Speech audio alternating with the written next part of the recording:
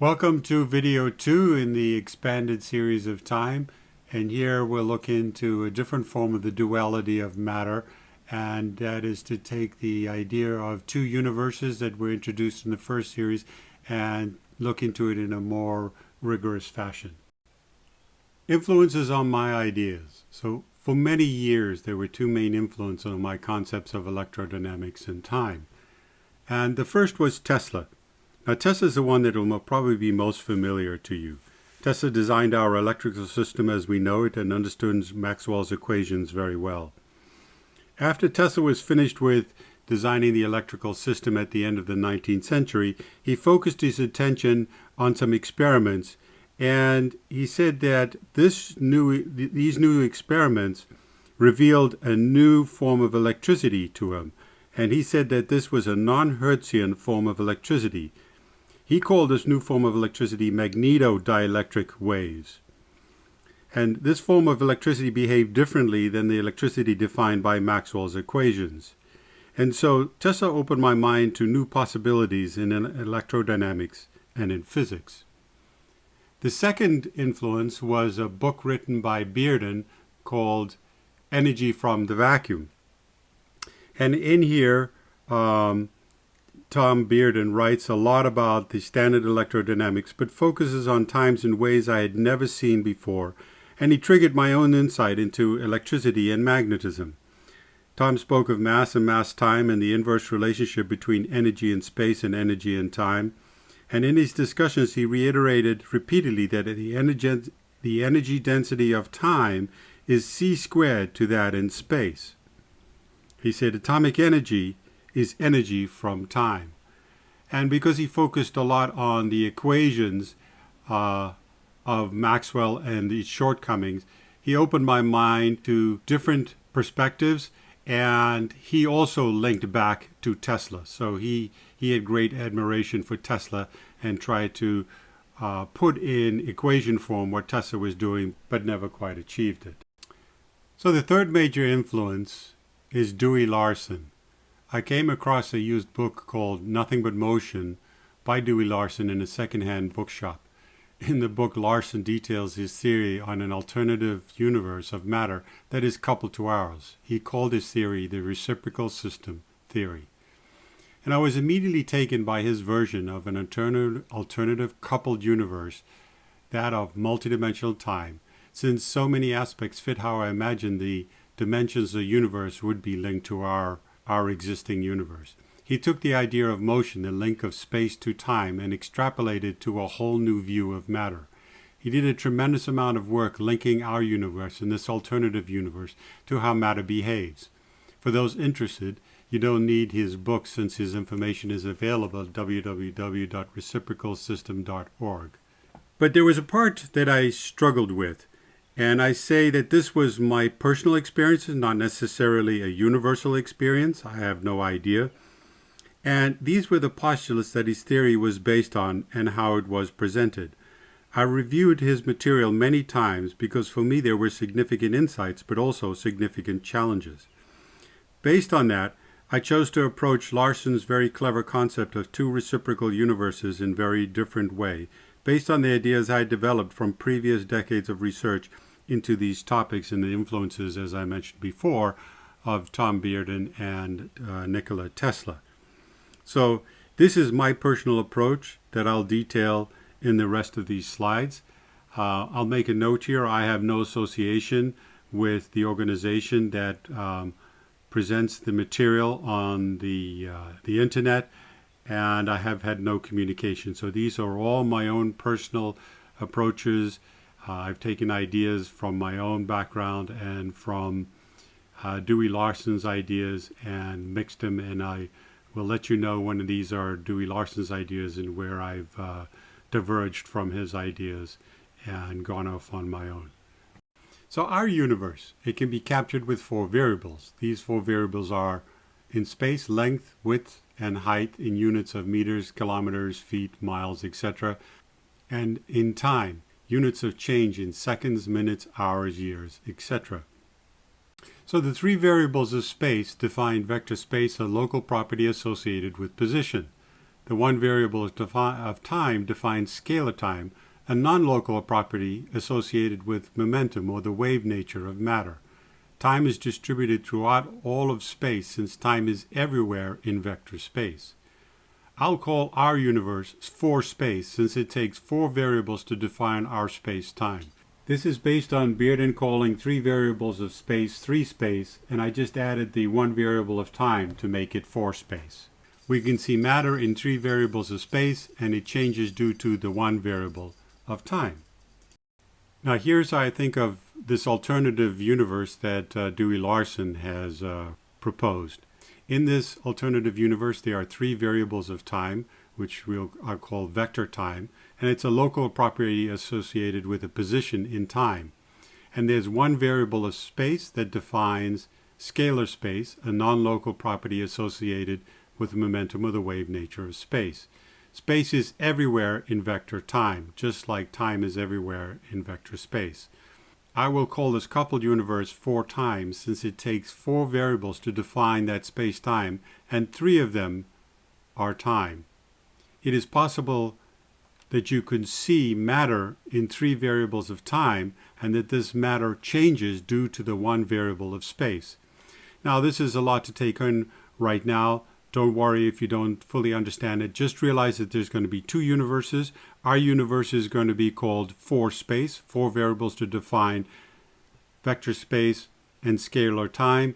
And then there's going to be an alternative universe called 4 time, which has 3 variables in vector time and 1 variable as vector space. And again, I come back to this model where I use the local properties, these glass objects, as a representation of vector space, and I use the holographic form as the scalar one. So the idea of using this model is that both of these images represent the same matter. Matter is in both space and time, but in different ways.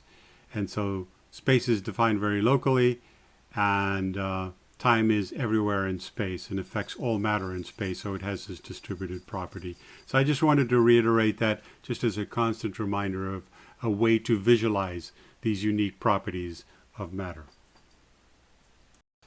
So as I mentioned, there were a number of postulates, the way that this was formulated, that I struggle with. And so I fell back on my background as a physicist, and I started to look at these 2 alternative universes and how might they be coupled together in a different form that might be more understandable to me. I'm not saying it'd be more understandable to anybody else, but I thought that it at least made sense to me and I could move forward in my own way. And so I looked at the math operators of gradient and divergence and how the vector and scalar portions of space and time are linked. And I'll go through this in the next couple of slides. And satisfied that this worked reasonably well, I decided to look at how this would impact Maxwell's electrodynamic equations, one of the foundational equations for the behavior of matter.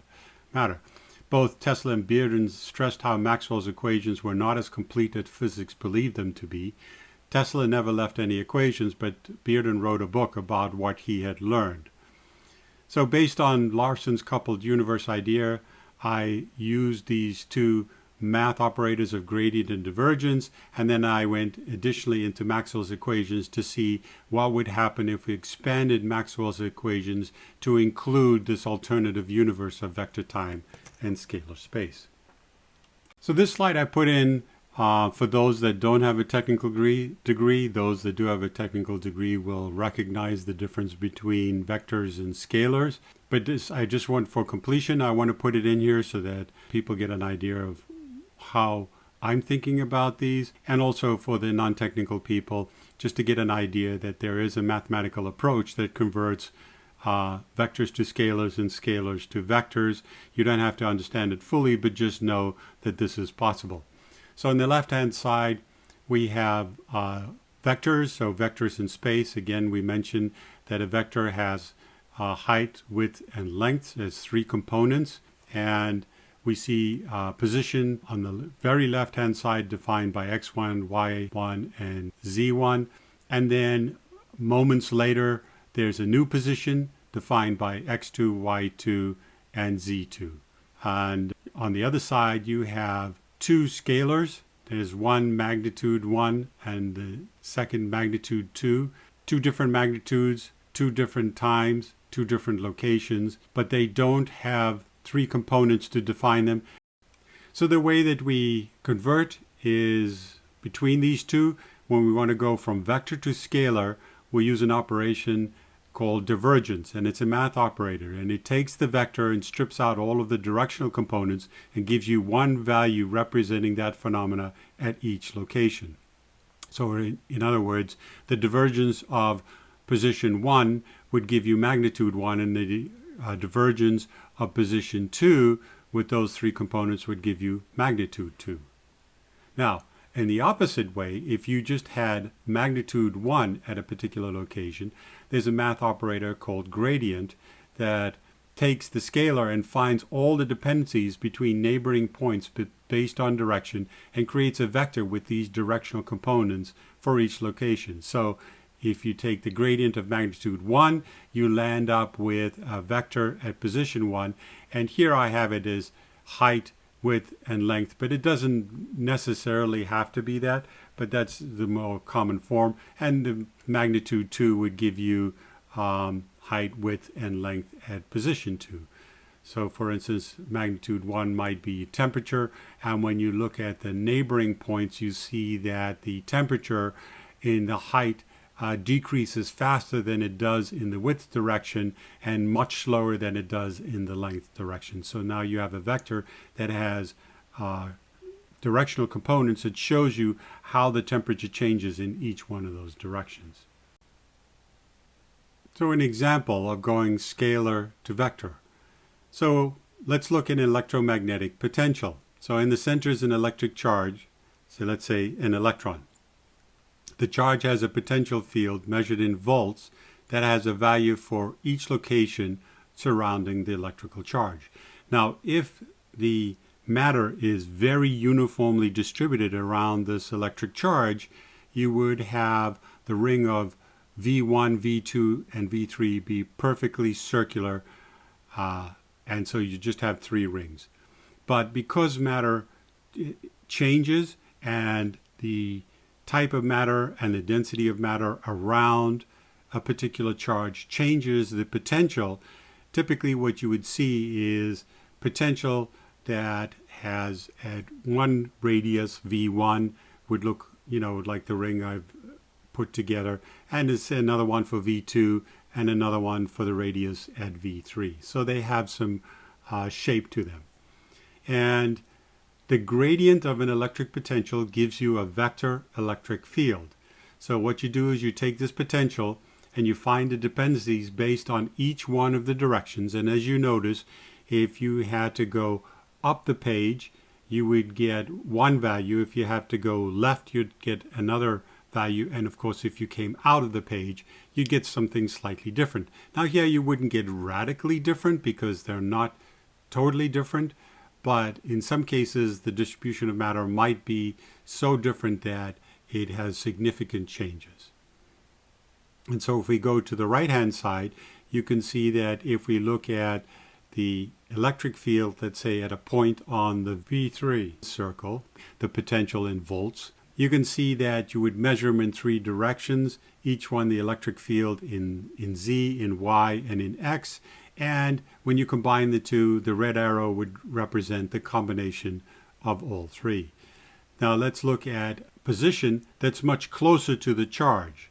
So here you would naively assume that the electric field should be larger because it's closer to the charge. And you can see that it's much larger, as it would be expected, because you expect a stronger electric field the closer you are to the electric charge. Now an example of going from vector to scalar. So we have these electric fields that were defined and we calculated before, and now we use the math operator of the divergence of an electric field, and it gives you a value of the electromagnetic potential at that location. So basically what it does is it takes the magnitude of the electric field in all three components and it sums them up and gives you a value for the potential at that particular location. And as would be expected in this particular case, For location 1, which would be on the V3 curve, the electromagnetic potential would be lower than the electromagnetic potential at V1 because it is much closer to the electric charge, and the potential field falls off as a function of radius the further away you go from the electric charge. Now that I've taken some math operators and shown how you can couple these two universes together for space and for time, let's look at a little more properties of these two universes as they're defined by Larson. So, as I mentioned before, our four-space universe, three-dimensional space, time is a scalar. Larson's called this time-space. Motion is space divided by time.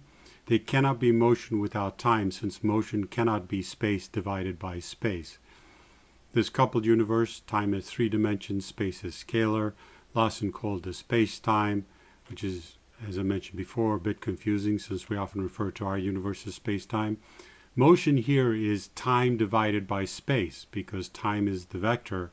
Numerator doesn't always have to be a vector, it can be a scalar, but in this case it definitely is time divided by space.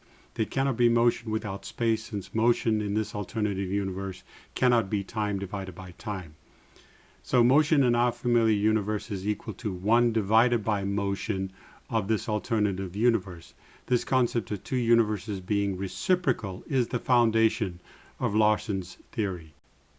Let's take these two math operators, divergence and gradient, and apply them to our universe and see how we land up with this alternative universe. So in 4 space, we have vector space with 3 dimensions, and we show this as the 3 components of space in dimension 1, 2, and 3. We apply a divergence, and you land up with magnitudes, and in this case I've shown them as symmetrical rings, but they don't, as you saw with the potentials, it doesn't have to be that way. But you get unique magnitudes for each point in scalar space. Now, in our universe, we have scalar time. So we have scalar time defined as T1, T2, T3. These are different components. These are the, as we move through the moments of now, the most recent moment of now was T1. Let's call T2 the now, and T3 the future now. And we apply a gradient, and we see that we land up with time in dimension 1, 2, and 3. And so you can see that the transformation using these, it transforms your vector space with 3 dimensions and scalar time into scalar space and vector time. And obviously you can apply that back the other way. You would apply the gradient to scalar space to get vector space, and you'd apply the divergence to vector time to get scalar time. So you can go both ways. What might these universes look like? Here's a naive assumption because we truly don't know what that might look like, but let's start with our universe where we have an object with 3 dimensions in 4 space. So we measure space as distance is measured in feet or meters, area of a floor is measured in feet squared or meters squared, and volume is measured in feet cubed or meter cubed. And we measure change in units of clock time, and that change is measured in terms of second, hours, and years. Now let's go to this alternative universe in 4 time. So now if you want to measure an object in 4 time, you're going to measure the distance is measured in seconds or minutes or hours. Area of a floor, if they have floors as we understand them, but an area would be measured in seconds squared or minutes squared, and it's assuming that they use seconds and minutes in units if in this coupled universe. And volume is measured in seconds cubed or minutes cubed. Now what about measuring change? So we know that space, scalar space, is the part that affects change in 3-dimensional time. And so we would, let's call this clock space. It's a term that was used in Dewey Larson's theory as well to simulate the same thing as we measure change in terms of clock time. So now you would measure change in terms of clock space, and this is meters, kilometers, and miles. And don't be concerned if initially you find this hard to wrap your mind again. Think of this whole venture as a little bit of gymnastics for the brain. You really have to do some stretching. You have to go through this a number of times to open up your mind and stretch it a bit. And then you'll come into your own visualization of how these two coupled universes work. Here's how I find it easier to visualize this. So using those same images of the glass jug, glasses in the sphere, and the distributed holographic image, and we have Mickey Mouse and the Fourier transform of Mickey Mouse, which is shown as the blob. Now in our 3 dimensions of space, we see these objects, these spheres and glasses and jugs and Mickey Mouse, as pretty familiar. Now, a person in 4 time would also have objects. I don't know that they have objects that obviously that look like these glasses and Mickey Mouse, but let's just use these images as representations of objects in 4 time. Now, we can't see 3D time. We can't even see scalar time. But what it could be is that these objects get represented in a distributed form in our universe. So we would detect them in their distributed form so that the glasses would show up as a distributed holographic light image, or alternatively as a 3-dimensional blob. So that's how we might interpret how objects look to us when we are looking at them from our universe. So all matter is in motion. So let's look at motion between these 2 universes, and that can help delineate where 4 space manifests and where 4 time manifests. So motion in our familiar 4 space we know is distance in space divided by duration in time, or space divided by time. And in the next video, we'll show that scalar space expansion dominates scalar time contraction, so there's a net expansion in our universe of 4 space. Now what about motion in 4 time? We know that it's the reciprocal. So motion in 4 time is distance in time divided by duration in space, or time divided by space. So here you have motion is in time is the same as 1 over motion in 4 space. So matter would experience a contraction since the expansion of scalar space would be a denominator or a net contraction. And this will start to make more sense as we go further into this series.